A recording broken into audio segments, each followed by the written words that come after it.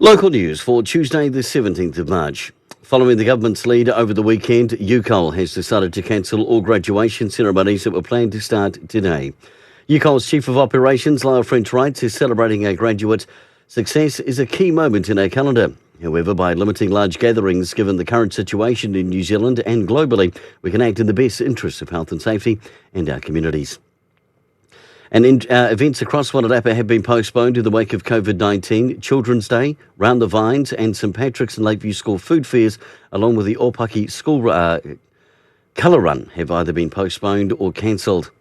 And the Wairarapa Balloon Society Committee made the call yesterday to cancel this year's event set down for Easter weekend. All pre-purchased tickets for the night show will be refunded, with Wairarapa Balloon Society Chair Howard Watson saying the festival creates mass gatherings of people with open access to all events, making traceability difficult should the virus be spreading.